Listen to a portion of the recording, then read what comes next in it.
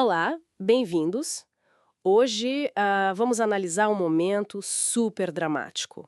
O capítulo 4 do livro de Esther. A coisa já começa tensa, né? Mardoqueu fica sabendo do decreto contra os judeus e, assim, a reação é imediata.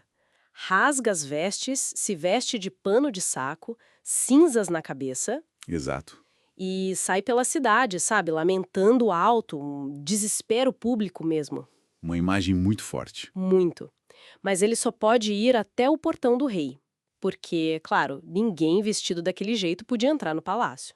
E é importante notar, isso não era só o Mardoqueu. O texto diz que em todas as províncias onde o decreto chegava, acontecia a mesma coisa. Ah, é? Sim, um pranto geral entre os judeus. Jejum, choro, lamentação. Muitos também, assim como o Mardoqueu, se deitaram em pano de saco e cinzas. Era uma crise coletiva, totalmente visível. Entendi. Uma dor compartilhada. Exatamente. E pública. E aí, claro, a notícia chega até a rainha Esther, as servas e os eunucos dela contam sobre o Mardoqueu, ela fica, assim, super angustiada. E a primeira reação dela é tentar normalizar.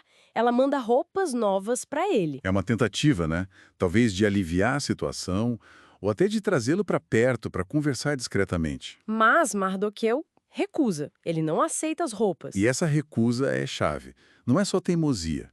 Ao fazer isso, ele meio que força a mão da Esther. Como assim? Ele não deixa ela ignorar a gravidade. Tipo, não dá para esconder isso aqui com roupa nova. Ele obriga ela a investigar mais a fundo. Faz sentido. E ela faz isso, né? Manda o Hatar, que era um eunuco de confiança dela, O oficial importante, sim. para descobrir o que estava acontecendo, o porquê de tudo aquilo.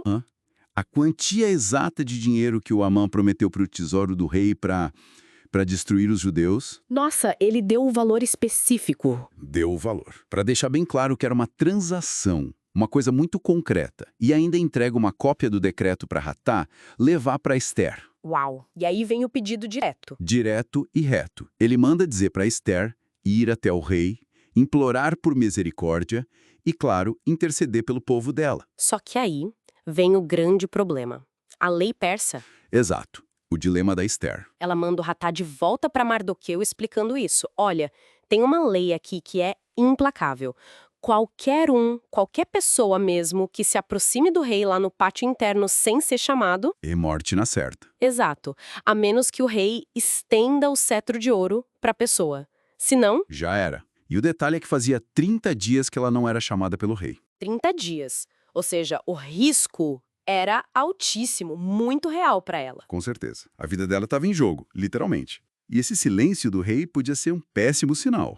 E é nesse ponto que a coisa fica, nossa, muito intensa. A resposta do Mardoqueu para esse medo dela, É poderosa, né? demais. Ele basicamente diz, olha, não pense que só porque você tá aí no palácio você vai escapar ilesa. Pega pesado. Muito.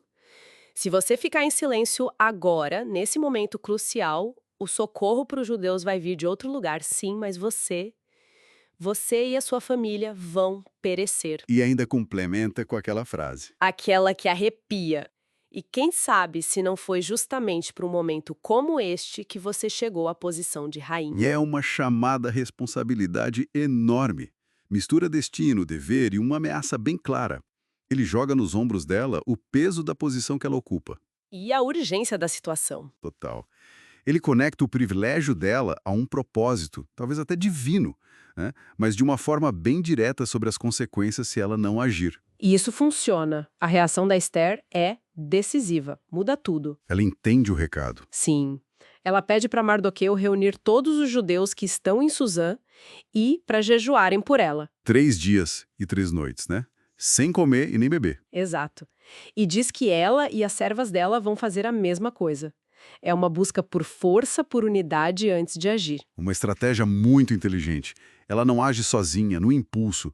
Primeiro, ela mobiliza a comunidade. O jejum ali é espiritual, mas é também solidariedade. É fortalecer os laços antes do confronto. E só depois dessa preparação toda vem a declaração final dela. A declaração de coragem. Depois disso, ela disse: irei ao rei, mesmo que seja contra a lei. Uau! E termina com: se eu tiver que morrer, morrerei. É impressionante. Uma demonstração de liderança que nasce ali, da crise, ela assume o risco pessoal imenso Mas faz isso ancorada na fé e no apoio da comunidade dela. E aceitando talvez aquele propósito maior que o Mardoqueu colocou para ela. E o Mardoqueu, por sua vez, obedece, faz o que ela pediu.